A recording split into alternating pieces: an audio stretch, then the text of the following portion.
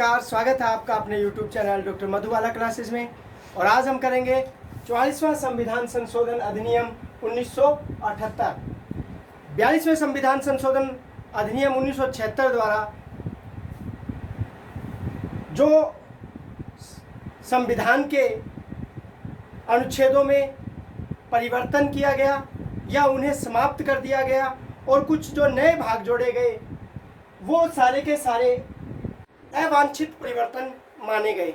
उनमें से कुछ संशोधन जो किए गए 42वें संविधान संशोधन द्वारा, यानी अनुच्छेदों में जो संशोधन किए गए वो अवांछित थे। उसी को सही करने के लिए 1977 में जो है श्रीमती इंदिरा गांधी इमरजेंसी हटा देती हैं और इलेक्शन होते हैं। और 1978 में जो है मोरारजी देसाई सरकार 42वें संविधान संशोधन में किए गए अवांछित परिवर्तनों को समाप्त करने के लिए 44वां संविधान संशोधन 1978 लेकर आती है।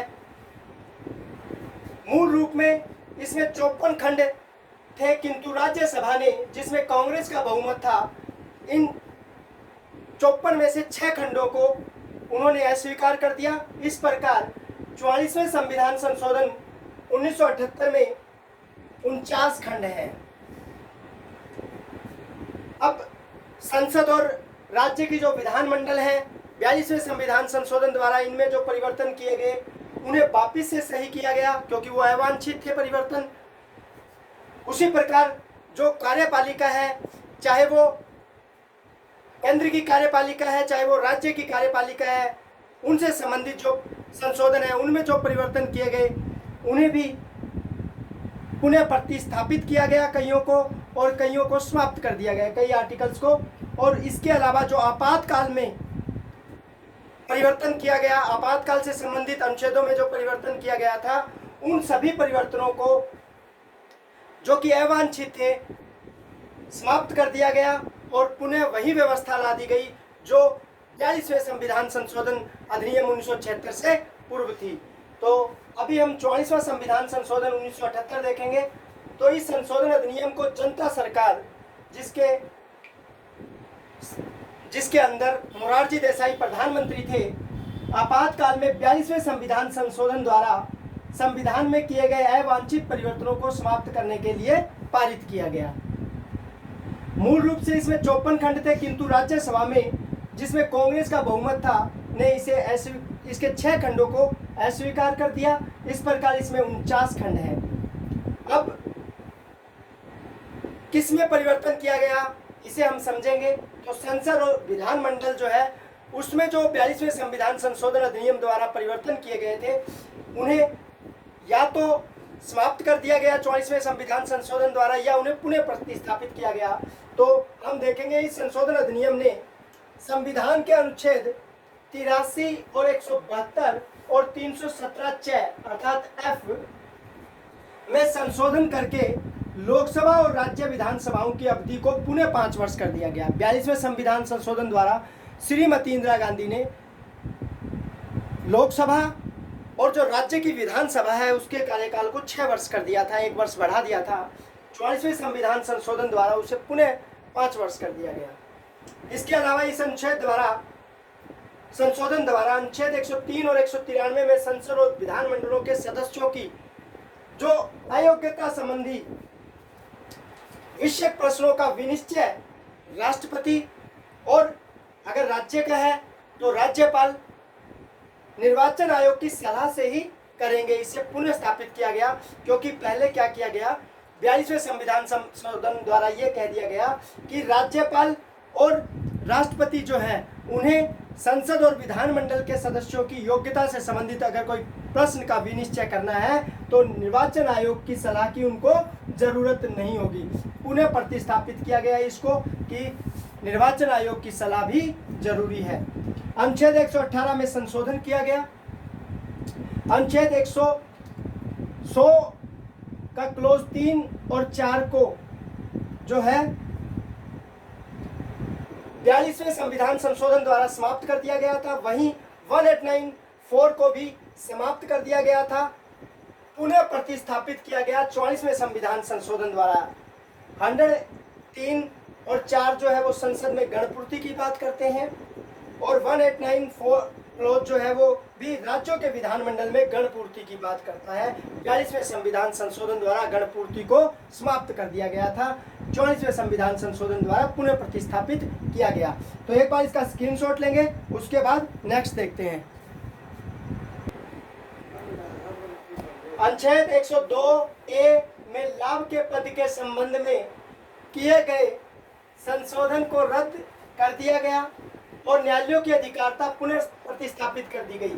यानी संसद से संबंधित है, संसद में ये अधिकार दिया गया कि लाभ के पद का निर्धारण जो है वो संसद करेगी और न्यायालय में इसको नहीं ले जाया जा सकता। न्यायालय की अधिकारिता को खत्म कर दिया गया था। 44वें संविधान संशोधन द्वारा इसे पुनः प्रतिस्थापित कर दिया गया।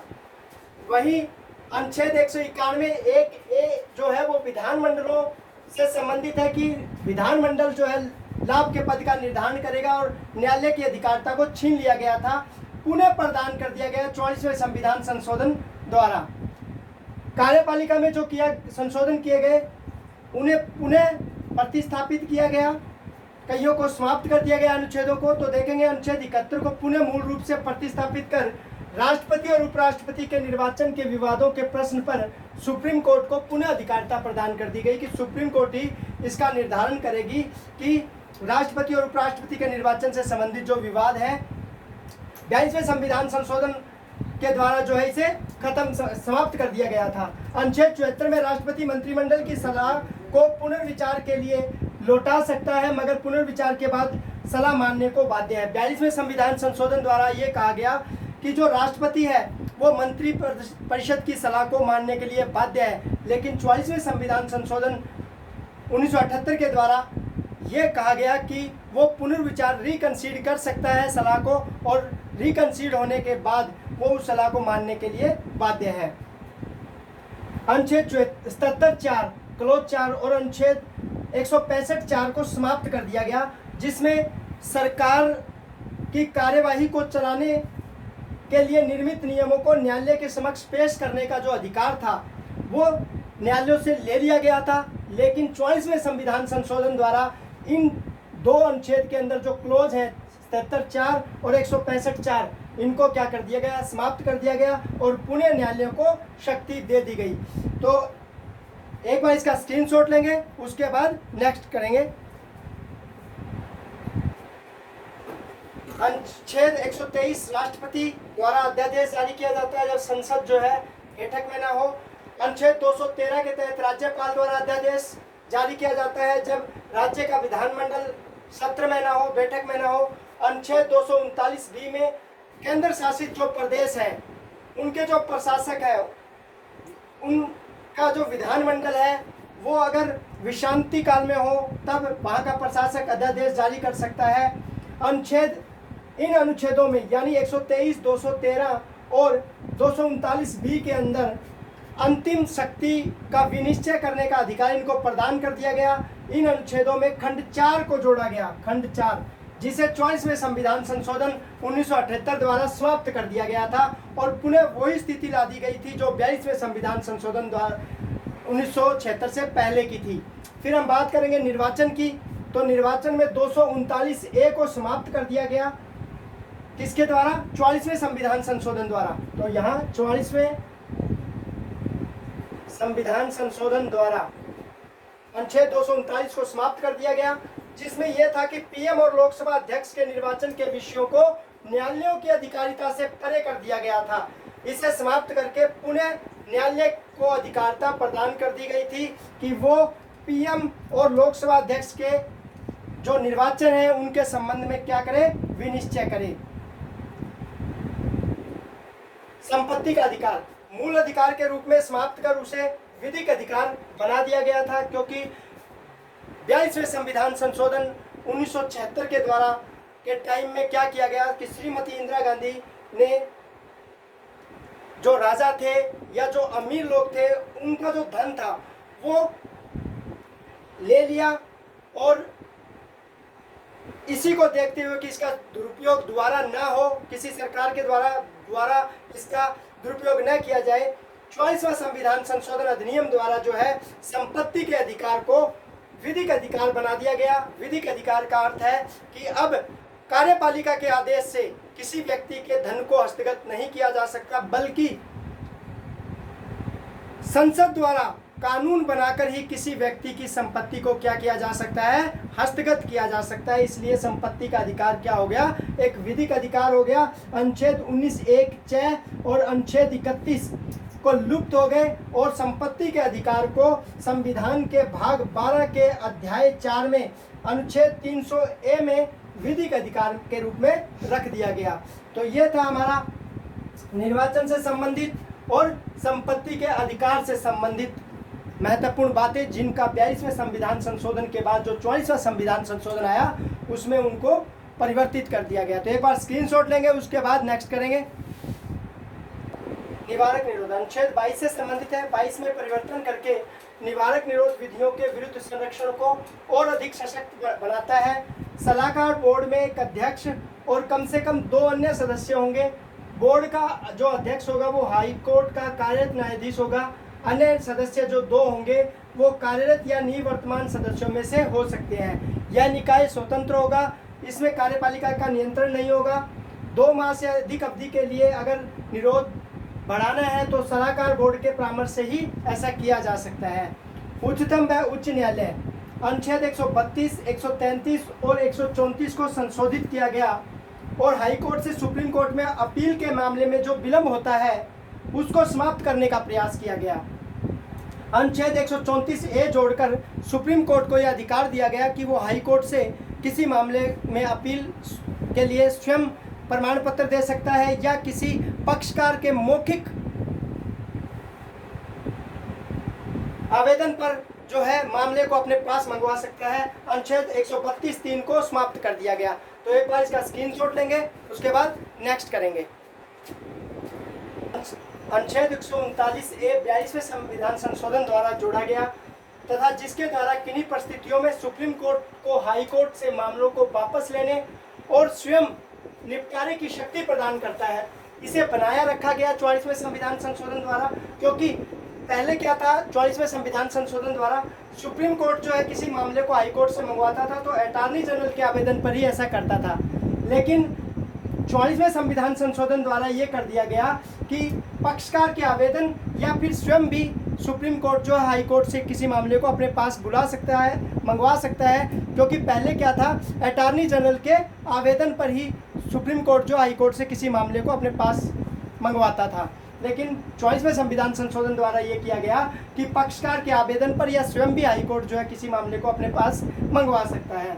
44वें संविधान संशोधन द्वारा अनुच्छेद 217(2) को समाप्त कर दिया गया, जिसके द्वारा हाई कोर्ट में भी पारंगत विधिवेता को, जैसे सुप्रीम कोर्ट में एक पारंगत विधिवेता को भी लेने का अधिकार जो है राष्ट्रपति को है कि वो किसी पारंगत विधिवेता को भी क्या कर सकता है, सुप्रीम कोर्ट में न्यायाधीश नियुक्त कर सकता है। वैसे ही हाई कोर्ट में भी एक पारंगत विधिवेता को भी सदस्य रूप में नियुक्त किया जा सकता है। इसको क्या कर दिया गया, समाप्त कर दिया गया 44वें संविधान संशोधन द्वारा। अनुच्छेद 226 को पुनः मूल रूप में स्थापित किया गया और अनुच्छेद 227 में न्यायाधिकरण शब्द को जो पुनः समाविष्ट कर दिया गया, जोड़ दिया गया। तो एक बार इसका स्क्रीनशॉट लेंगे, उसके बाद नेक्स्ट देखेंगे। आपात उपबंध के संबंध में 44वें संविधान संशोधन अधिनियम 1978 के द्वारा ये कहा गया कि आंतरिक अशांति, क्योंकि श्रीमती इंदिरा गांधी ने 25 जून 1975 को मध्य रात्रि में आंतरिक अशांति के आधार पर ही भारत में जो है 352 राष्ट्रीय आपात की उद्घोषणा की। 44वें संविधान संशोधन के द्वारा जो है अनुच्छेद 352(1) में सशस्त्र विद्रोह यानी आंतरिक अशांति की जगह पर सशस्त्र विद्रोह शब्द रख दिया गया। मंत्रिमंडल का विनिश्चय लिखित रूप में होना जरूरी है, क्योंकि श्रीमती इंदिरा गांधी स्वयं गई थी और उनको कहा कि सुबह जो है फखरुद्दीन अली अहमद को, जो कि राष्ट्रपति थे, कहा गया कि सुबह आपको मंत्रिपरिषद की सलाह भी जो है वो मिल जाएगी। तो ये कहा गया कि मंत्रिमंडल का विनिश्चय जो है वो लिखित रूप में होना चाहिए। प्रधानमंत्री की राय से क्या नहीं कर सकता, वो राष्ट्रीय आपात नहीं लगा सकता। संसद के अनुमोदन को पुनः 1 माह के भीतर करवाना आवश्यक है। 42वें संविधान संशोधन द्वारा इसे 3 माह कर दिया गया था। संसद द्वारा हर 6 माह बाद पुनर्विलोकन जरूरी। यानी एक बार जब राष्ट्रपति ने उद्घोषणा कर दी तो उसके 1 महीने के भीतर जो है संसद का अनुमोदन जरूरी, और फिर उसके बाद हर 6 महीने के बाद इसका पुनर्विलोकन भी जरूरी है, यानी अनुसमर्थन संसद के दोनों सदनों का जरूरी। लोकसभा साधारण बहुमत द्वारा आपात उद्घोषणा वापस ले सकती है, राष्ट्रपति ले सकता है, लेकिन लोकसभा भी अपने साधारण बहुमत से राष्ट्रीय आपात को वापस ले सकते हैं। अनुच्छेद 356 में संसद के दोनों सदनों से उद्घोषणा का अनुमोदन हर 6 माह बाद करवाना जरूरी। 42वें संविधान संशोधन द्वारा इसे 1 वर्ष कर दिया गया था, जिसे 24वें संविधान संशोधन द्वारा पुनः 6 माह कर दिया गया।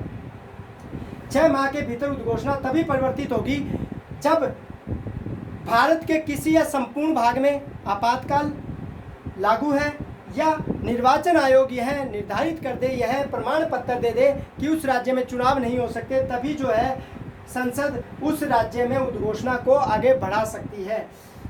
आंतरिक अशांति के आधार पर अगर आपातकाल लगता है, अर्थात सशस्त्र विद्रोह, तो आपातकाल में अनुच्छेद 19 के अधिकार निलंबित नहीं होंगे। यह था आपका 44वां संविधान संशोधन अधिनियम 1978। उम्मीद करता हूं कि आपकी प्रतियोगी परीक्षा के लिए ये उपयोगी होगा। धन्यवाद।